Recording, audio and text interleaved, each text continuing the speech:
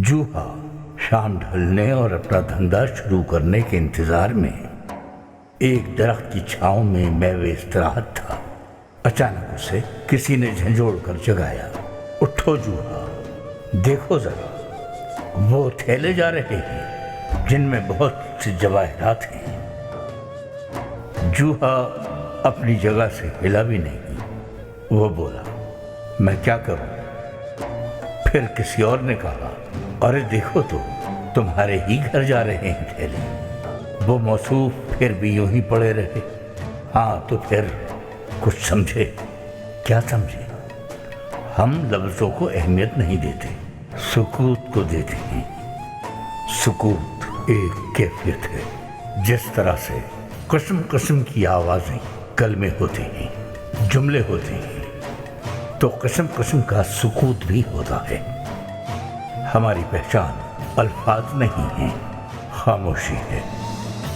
ہوتا کیا ہے کہ خاموشی پر گفتگو حاوی آ جاتی ہے۔ حال جیسا بھی ہو، اس کا اظہار یکساں ہوتا ہے۔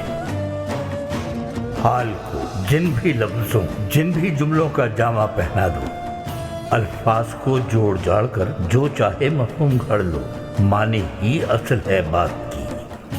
معنی ہی سے ایک شخص دوسرے کو سمجھ پاتا ہے۔ الفاظ چاہے جو بھی ظاہر کر رہے ہوں، زبان حال ترجمے کی محتاج نہیں ہوتی۔ دنیا کی ہر مخلوق اس سے خوب واقف ہے۔ حال کی بھی زبان ہوتی ہے۔ حیوانوں کو بھی جو پسند نہیں آتا وہ بتا دیتے ہیں رویے سے اپنے۔ کہتے ہیں نا، الفاظ چاندی ہیں اور سکوت سونا۔ اچھا، کیسے؟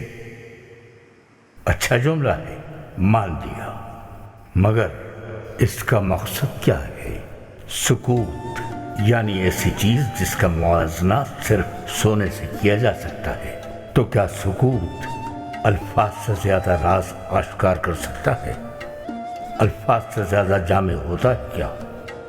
الفاظ کی انتہا ہے زبان۔ ہاں تو پھر آخر اس کی ابتدا کیا ہے بھلا؟ جس طرح کہ ہر پانی کا کوئی سرچشمہ ہوتا ہے، منبع ہوتا ہے، سر آغاز ہوتا ہے، اسی طرح الفاظ کا بھی سرچشمہ ہے، اور وہ مقام ہے سکوت۔ سکوت ہی الفاظ کا سرچشمہ ہے، منبع ہے، اور یہی سبب ہے کہ ہم الفاظ کو اہمیت نہیں دیتے۔ ہم حال دیکھتے ہیں کہ کیا ہو رہا ہے، کیا ہوا ہے۔ سنی سنائی پر یقین کرنے والے کے لیے عقل فالتو شے ہے، زبان ہی کافی ہے۔ اب یہ بات ہم نے تو کر دی ہے، اس کا یہ مطلب نہیں کہ لفظ بیکار شے ہیں، بلکہ اس کے برعکس بڑے کارآمد ہوتے ہیں یہ۔ ہم روز روشن کی طرح واضح اور بے عیب حقیقت کی بات کرتے ہیں۔ لفظ کی قوت گھٹانا ہمارا مقصد نہیں۔ الفاظ طاقتور ہوتے ہیں بلا شبہ، اتنے طاقتور کہ آپ جھوٹ پر یقین کر لیں گے، ہم حقیقت پر یقین نہ دلا سکیں گے۔